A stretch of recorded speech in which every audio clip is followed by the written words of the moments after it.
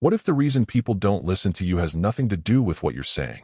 You could have the smartest answer in the room and still get ignored, because communication isn't just about words. It's about what people feel when you speak. Some people can walk into a conversation and instantly get attention, while others can say the same thing 3 times and still feel invisible. The difference often comes down to small psychological signals: your confidence, your timing, your tone, your body language, and the way you make the other person feel. Your brain is constantly asking, should I pay attention to this person? And it makes that decision surprisingly fast. That's why becoming a better communicator isn't about becoming louder or trying to sound smarter. It's about becoming clearer, calmer, and more intentional. So let's start with the first rule: slow down. When people feel nervous, they often speak faster because they're afraid of being interrupted, judged, or misunderstood.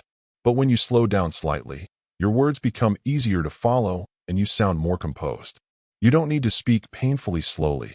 Just stop treating every silence like an emergency. If someone asks you a question, take a short pause, think, and then answer. That tiny pause can make your response feel more deliberate instead of rushed. Silence isn't weakness. Sometimes, silence gives your words more weight. The second rule is stop over-explaining. This is something almost everyone does. You make your point, then explain it again, give another example, and suddenly your original message disappears. Instead of saying, I think we should probably do this because it might actually be better and could save us some time, simply say, I think this is the better option because it saves time. Then stop. Clear. Simple. Confidence often sounds shorter.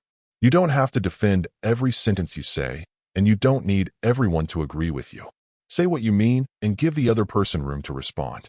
But there's another communication skill that can make people feel genuinely understood, and most people barely use it. Listen for meaning, not just words. Most people aren't really listening. They're waiting for their turn to speak. Someone is talking, but inside your head you're already preparing your response, your story, or your joke. Instead, focus on what the person is actually trying to communicate.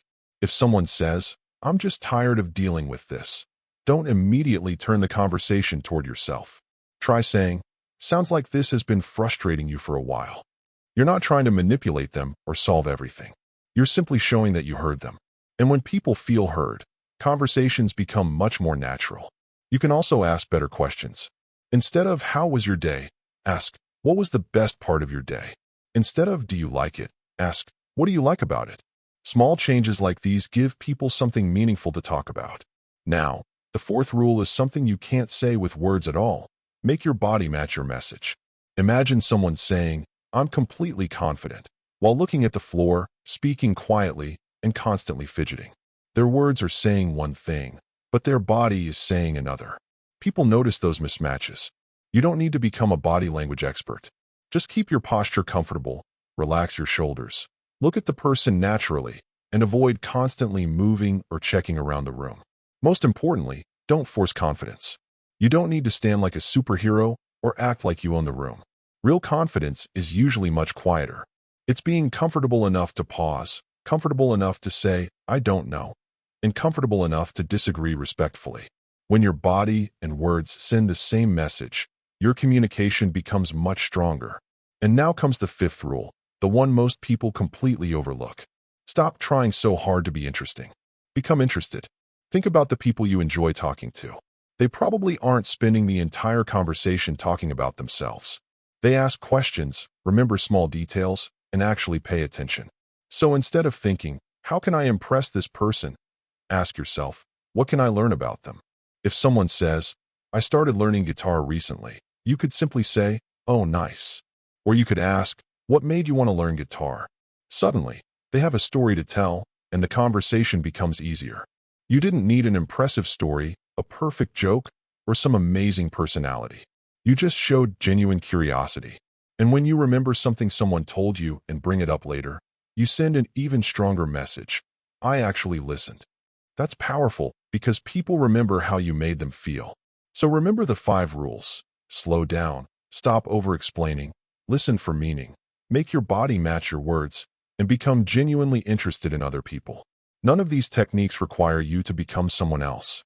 They simply remove the habits that make your message weaker. Communication isn't about talking more.